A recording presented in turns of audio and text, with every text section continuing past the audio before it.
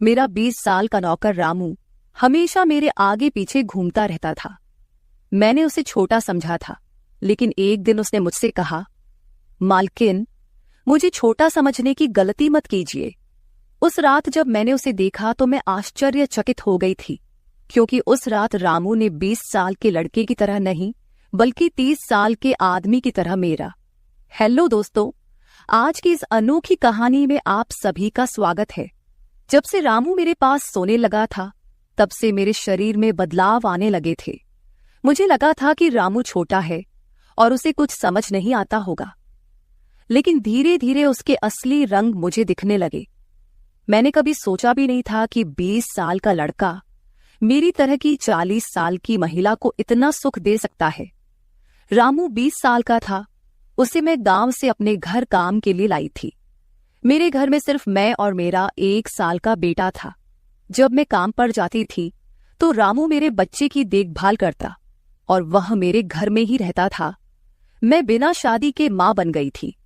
मेरे प्रेमी ने शादी का झांसा देकर मुझसे प्रेम का खेल खेला।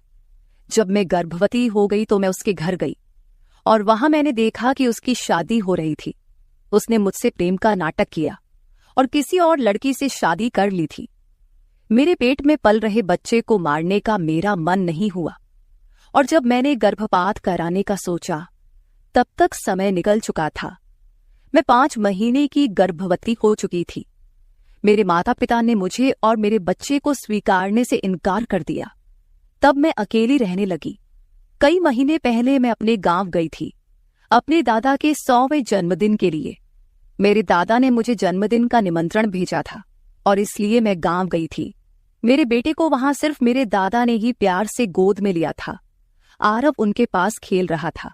तभी ऑफिस से मेरा फोन आया और मैं कुछ देर के लिए फोन पर बात करने के लिए बाहर चली गई। जब मैं वापस आई तो मेरा आरव दादा के पास नहीं बल्कि घर के एक नौकर के पास था। मैंने देखा कि आरव उस नौकर के पास अच्छे से खेल रहा था। मैंने अपने बच्चे को उस नौकर से लिया और वहां से जाने लगी। तभी उस नौकर ने मुझे रोका।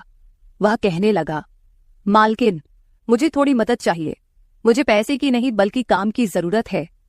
उसने अपना परिचय दिया और कहा, मैं रामू हूं। मैं इस घर में गाय भैंस के गौशाले की सफाई का काम करता था, लेकिन अब बड़े साहब गाय भैंस बेचने की बात कर रहे हैं। अगर आपके पास कोई काम हो तो दीजिए। मुझे काम की बहुत जरूरत है। मेरे माता पिता भी मजदूरी करते हैं। मुझे काम की बहुत जरूरत है। तब मैंने कहा, मेरे बच्चे की देखभाल का काम है, लेकिन इसके लिए तुम्हें शहर चलना होगा। इस काम के लिए मैं तुम्हें 5,000 रुपये महीना दूंगी। रामू मेरे साथ शहर आने के लिए तैयार हो गया। आरव उसके साथ अच्छे से रहता था और यह देखकर मैंने रामू को अपने घर लाने का फैसला किया। रामू तब से मेरे घर में ही रहने लगा। उसने कहा कि हर 4 महीने बाद जब थोड़े पैसे जमा हो जाएंगे, तब वह अपने गांव जाएगा। रामू दिन भर मेरे बच्चे की अच्छे से देखभाल करता और घर के कामों में भी मेरी मदद करता। रामू को घर आए 1 महीना हो चुका था और इस 1 महीने में उसने मेरा दिल जीत लिया था। उसकी देखभाल से मेरे बेटे की सेहत भी सुधर गई थी। जो आरव मुझे परेशान करता था, अब वह रामू के हाथों से अच्छे से खाना खाता था। मैंने रामू को एक अलग कमरा दिया था। एक दिन रात में आरव बहुत रोने लगा। किसी भी तरह से वह शांत नहीं हो रहा था। बच्चे के रोने की आवाज सुनकर रामू मेरे कमरे में आया और उसने आरव को मुझसे ले लिया। रामू के पास जाते ही आरव शांत हो गया था। रात बहुत हो चुकी थी। आरव रामू को छोड़ नहीं रहा था, तो मैंने रामू को अपने कमरे में ही सोने के लिए कह दिया। सुबह जब मैं उठी तो आरव रामू से लिपटकर सो रहा था। उस रात के बाद से रामू आरव के लिए मेरे कमरे में सोने लगा। रामू के आने के बाद सब कुछ अच्छे से चल रहा था। रामू के काम से खुश होकर छुट्टी के दिन मैं उसे मॉल लेकर गई। वहां मैंने उसके लिए अच्छे कपड़े खरीदे और सैलून में जाकर उसकी नई हेयर स्टाइल बनवाई। रामू देखने में अच्छा था, लेकिन वह एकदम साधारण तरीके से रहता था। उस दिन मैंने उसका पूरा लुक ही बदल दिया था। उसे नए अंदाज में देखकर मैं भी उस पर विश्वास नहीं कर पा रही थी। कल तक जो एक साधारण सा नौकर था, वह इतना हैंडसम और स्मार्ट दिख सकता है, इसकी मैंने कल्पना भी नहीं की थी। मॉल से हम घर आए तो आरव आते ही सो गया था। मैंने उसे कमरे में बिस्तर पर सुला दिया और पानी पीने के लिए बाहर जाने लगी। तभी रामू मेरे लिए पानी लेकर आया। पानी पीकर मैंने गिलास रखा और रामू मुझे तब से ही एकटक देख रहा था। जैसे ही मैंने गिलास रखा उसने मुझे गले लगा लिया। कई सालों बाद किसी पुरुष ने मुझे गले लगाया था। मैंने उसे खुद से दूर किया। तब रामू ने कहा, मालकिन, आपकी वजह से आज पहली बार मैंने खुद से प्यार करना सीखा है। जिंदगी बहुत खूबसूरत है, बस इसे जीना आना चाहिए। आज आपने मेरा कायाकल्प करवा कर मुझ पर बहुत बड़ा उपकार किया है। मैं सच में बहुत अच्छा दिख रहा हूँ। रामू के चेहरे पर खुशी देखकर मैं भी खुश थी। अगले दिन से वह बहुत स्वच्छ और सलीके से रहने लगा था। वह 20 साल का था, लेकिन गांव का लड़का होने के कारण उसकी कद काठी अच्छी थी। वह घर में भी रोजाना कसरत करता था। उसकी लंबाई भी ठीक ठाक थी। मैंने उससे उसकी पढ़ाई के बारे में पूछा था, लेकिन उसने कहा कि अब उसका पढ़ाई से मन उठ गया है। हर सुबह ऑफिस जाने से पहले मैं अपने बच्चे को दुलार कर ऑफिस के लिए निकलती थी। आज जब मैं ऑफिस के लिए निकलने से पहले आरव को चूमने गई, तब वह रामू की गोद में था। अचानक आरव ने अपनी गर्दन घुमाई और मेरे होंठ रामू के गाल पर जा लगे। मुझे बहुत शर्मिंदगी महसूस हुई। मैंने उससे माफी मांगी और ऑफिस के लिए निकल गई। शाम को जब मैं घर आई, तब भी मैं रामू की आंखों में नजर नहीं मिला पा रही थी। रामू ने आरव को खाना खिलाकर सुला दिया था। फिर हम दोनों ने साथ में खाना खाया। खाना खत्म करने के बाद मैं अपने कमरे में गई। वहां मैं अपनी दवाइयां ले रही थी। मुझे माइग्रेन की समस्या थी, उसी की दवा मैं ले रही थी। दवा लेने के बाद भी मेरा सिर बहुत दर्द कर रहा था। मैं अपने कमरे में सिर पकड़कर बैठी हुई थी। कुछ देर बाद रामू कमरे में आया। मुझे इस हाल में देखकर उसने पूछा कि क्या हुआ। जैसे ही उसे पता चला कि मेरा सिर दर्द कर रहा है, उसने मेरे सिर की मालिश शुरू कर दी। रामू की मालिश से मुझे आराम मिल रहा था। धीरे धीरे मुझे गहरी नींद आने लगी। उस रात मुझे बहुत अच्छी नींद आई थी। अगले दिन हमारे ऑफिस में ट्रेडिशनल डे का फंक्शन था और इसके लिए मैंने गुजराती लुक अपनाने का फैसला किया। मैंने घाघरा पहन लिया था, लेकिन स्कर्ट का नॉट बांधने में मुझे दिक्कत हो रही थी। तब मैंने रामू को कमरे में बुलाया और उससे नॉट बांधने को कहा। नॉट बांधते समय उसका हाथ मेरी खुली पीठ पर से गुजर रहा था। मैंने उसे छोटा समझा था, इसलिए मैंने उसे यह काम करने के लिए कहा था। मेरे पास और कोई विकल्प भी नहीं था। तैयार होकर जब मैं जाने लगी, तो रामू ने मुझे रोका और अंदर से काजल लेकर आया। उसने मेरे कान के पीछे काजल लगाया और कहा, मालकिन, अब आपको किसी की नजर नहीं लगेगी। आप बहुत सुंदर लग रही हैं। उसकी बात सुनकर मैं हंसी और चलने लगी। उस दिन शाम को जब मैं घर आई, तो मेरे साथ मेरी एक सहेली और उसका प्रेमी भी आया। रामू ने आज बहुत अच्छा खाना बनाया था। मेरी सहेली प्रिया 4-5 दिन मेरे घर रुकने वाली थी। अगले 3 दिन उसका प्रेमी भी मेरे घर पर था। अगले दिन रात को रामू ने खाना बनाया और प्रिया और उसके प्रेमी को खाने के लिए बुलाया, लेकिन वे दोनों कमरे में ही ड्रिंक कर रहे थे। प्रिया तो बहुत ज्यादा पी चुकी थी। वह खाना खाए बिना ही सो गई। उसका प्रेमी रोहन हमारे साथ खाना खाने बैठा। उसने कहा, प्राची, तुम प्रिया से भी ज्यादा सुंदर हो। रोहन के बोलते ही रामू उसे गुस्से से देख रहा था। खाना खत्म करने के बाद रोहन अपने कमरे में चला गया। उसके जाते ही रामू मुझसे कहने लगा, मालकिन, आपके ये कैसे दोस्त हैं? मुझे उस आदमी की बात बिल्कुल भी अच्छी नहीं लगी। तब मैंने रामू से कहा, मैं तुझे घर के सदस्य की तरह मानती हूँ। इसका यह मतलब नहीं कि तू मेरे मेहमानों से कुछ भी कहे। तेरा काम है आए हुए मेहमानों की सेवा करना, इसलिए तू सिर्फ वही कर। बाकी मुझे कुछ सिखाने की जरूरत नहीं। रामू को डांट कर मैं अपने कमरे में चली गई। मैंने उसे डांट दिया था, फिर भी वह मेरे लिए पानी लेकर आया। तब मैंने अपनी दवा ली और पानी पीकर सो गई। आज रामू मेरे कमरे में सोने नहीं आया था, ऐसा मुझे लगा। लेकिन सुबह जब मेरी आंख खुली, तो मैंने उसे अपने बगल में पाया।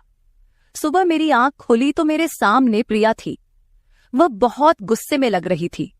रामू को मेरे सामने लाया गया। उसके हाथ में प्रिया की ओढ़नी बंधी हुई थी। प्रिया ने कहा, तुम्हारे इस देहाती नौकर ने मेरे प्रेमी का हाथ तोड़ दिया है। रामू बस सिर हिलाता रहा और बोला, मालकिन, मैंने कुछ भी नहीं किया। रात को रोहन साहब नशे में थे, तभी उनका संतुलन बिगड़ गया होगा और वे गिर गए होंगे। रामू भला रोहन साहब पर हाथ क्यों उठाएगा? प्रिया अब भी नशे में लग रही थी, ऐसा मुझे लगा। रामू ने मेरे लिए उन दोनों से माफी मांगी। प्रिया और रोहन तभी वहां से चले गए। रामू मुझसे भी माफी मांगने लगा। मुझे पता था कि उसने कुछ नहीं किया था। आज मैंने छुट्टी ली थी क्योंकि कई दिनों से मैं बहुत व्यस्त थी। आज सोचा कि खुद के लिए थोड़ा समय निकालूं। नाश्ता करने के बाद मैं फिर से 1 घंटे के लिए सो गई। आरव भी मेरे साथ सो गया था। उठने के बाद मुझे 1 कप चाय की जरूरत महसूस हुई। मैं रामू को चाय बनाने के लिए पुकार रही थी, लेकिन उसकी तरफ से कोई जवाब नहीं आ रहा था। उसे ढूंढते ढूंढते मैं उसके कमरे में गई। वहां जाकर देखा कि रामू अभी अभी नहाकर बाथरूम से बाहर आया था। उसने शर्ट नहीं पहनी थी। मैंने पहली बार उसे इस तरह देखा। रामू का शरीर बेहद मजबूत था।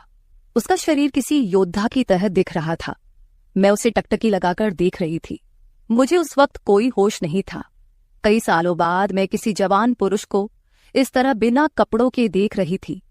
मैं उसे टकटकी लगाए देख रही थी। तभी रामू ने मुझे आवाज दी। वह मेरे सामने शर्ट पहनकर खड़ा था, फिर भी मैं अपनी सुध-बुध खोए उसे देख रही थी। उसने मेरी आंखों के सामने चुटकी बजाई। तब मैं होश में आई और उससे कहा कि मेरे लिए चाय बना दे। आज घर में ही थोड़ा खुद का स्किन केयर करने का सोचा, इसलिए दोपहर के समय मैं अपने कमरे में अपना पार्लर चलाने लगी। उस समय मैंने शॉर्ट्स और गाउन पहन रखा था और मैं अपने पैरों का वैक्सिंग कर रही थी। वैक्सिंग करते समय गलती से मैंने थोड़ा ज्यादा गर्म वैक्स अपने पैर पर लगा लिया, जिससे जलन हुई और मेरे मुंह से तेज आवाज निकल गई। मेरी आवाज सुनकर रामू दौड़ता हुआ मेरे कमरे में आया। उसने मेरे जले हुए पैर को देखा। उसने मेरे पैर से गर्म वैक्स हटाया और वहां क्रीम लगा दी। उसके हाथ बार बार मेरे पैर पर अनजाने में फिर रहे थे और उस वक्त मेरे मन में जो भावनाएं उत्पन्न हो रही थीं, उन्हें व्यक्त करना मेरे लिए मुश्किल हो रहा था। रामू की नजर मुझ पर पड़ते ही मैं दर्द से कराह उठी। मुझे इस हालत में देखकर उसने कहा, बाई साहब, अब आप बस आराम से लेट जाइए। आपको जो भी करना है मुझे बताइए, मैं आपकी मदद कर दूंगा। मैंने उसे मेरे दूसरे पैर का वैक्सिंग करने को कहा।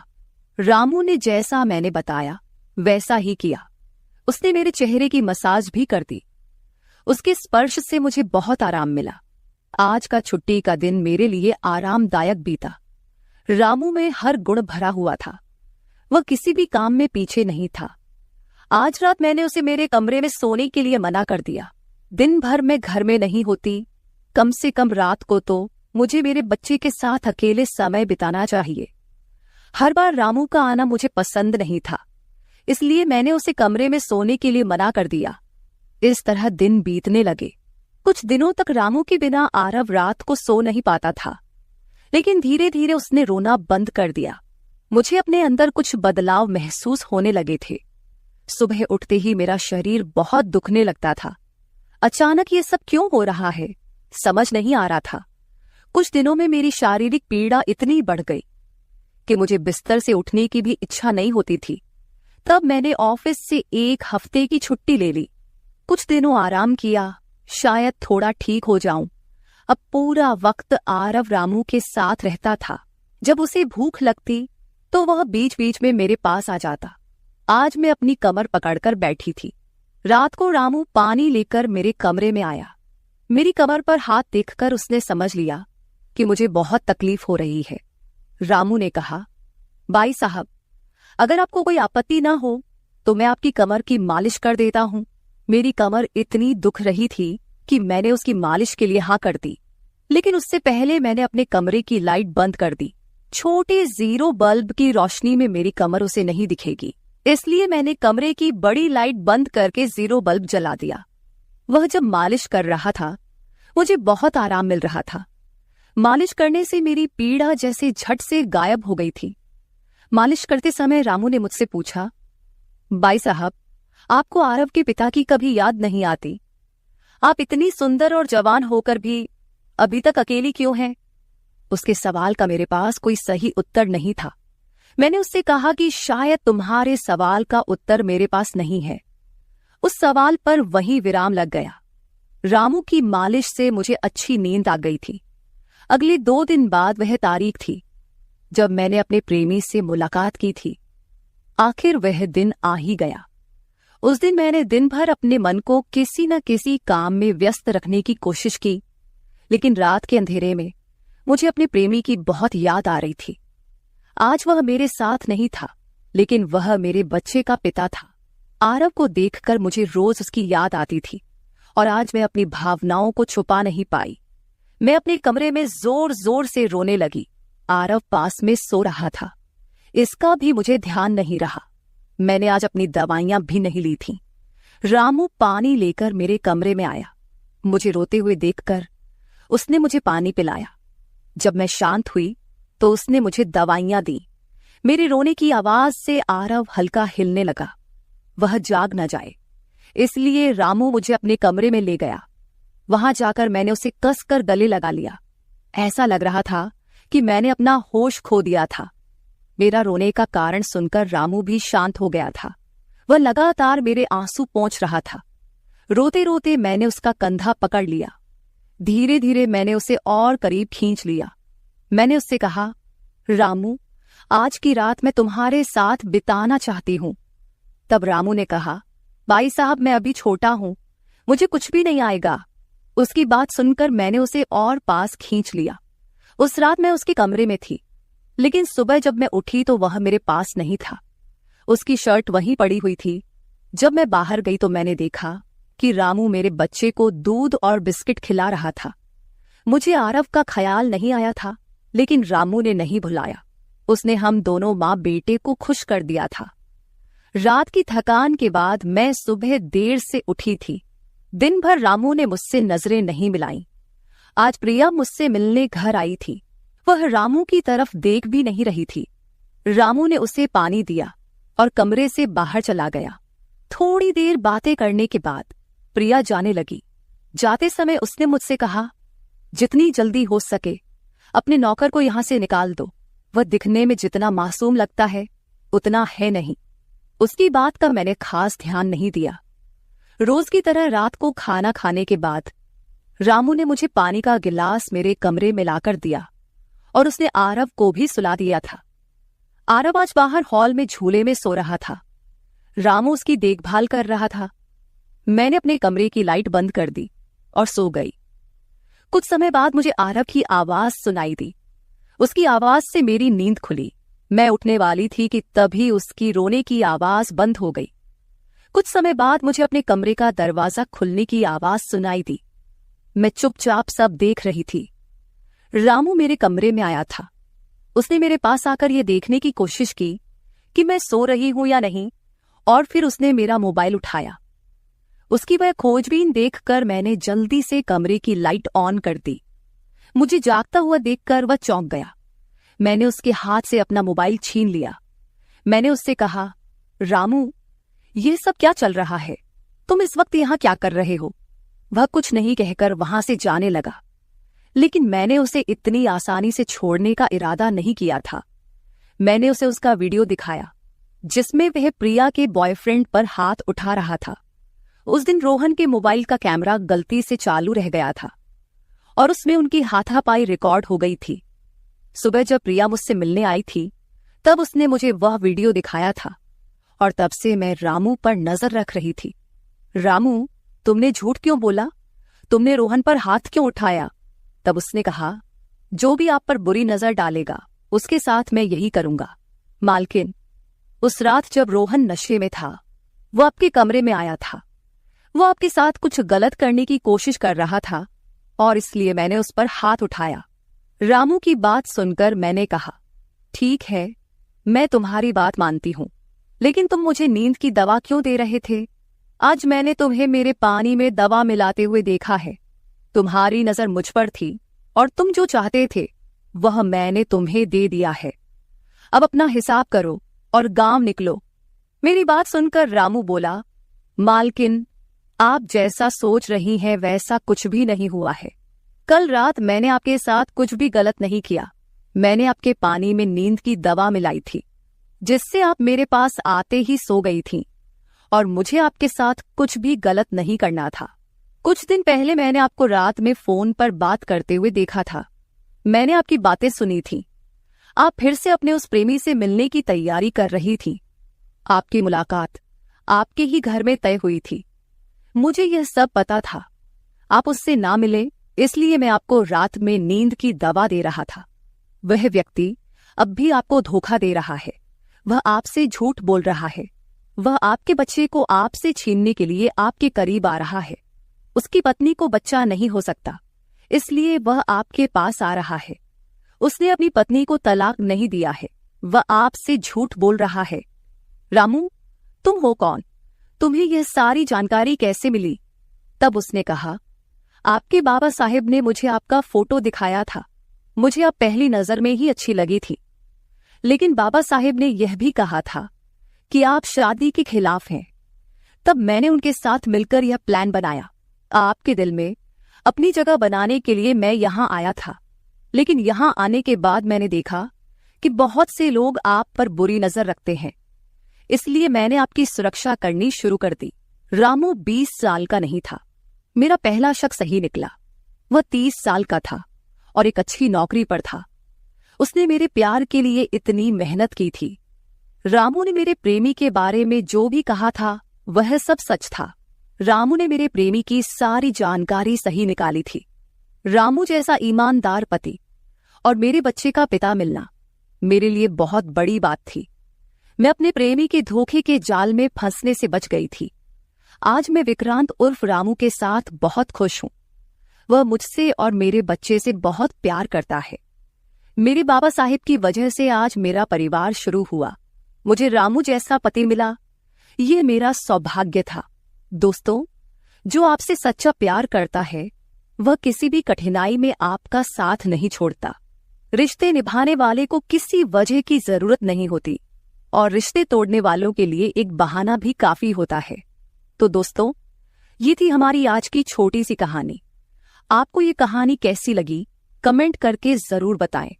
अगर आप ऐसी ही और भी इंटरेस्टिंग कहानियां सुनना चाहते हो तो चैनल को सब्सक्राइब जरूर कर ले और बेल नोटिफिकेशन ऑन कर ले, ताकि आपको मेरी आने वाली हर वीडियो समय से मिल सके। कल मिलेंगे एक और वीडियो के साथ। धन्यवाद।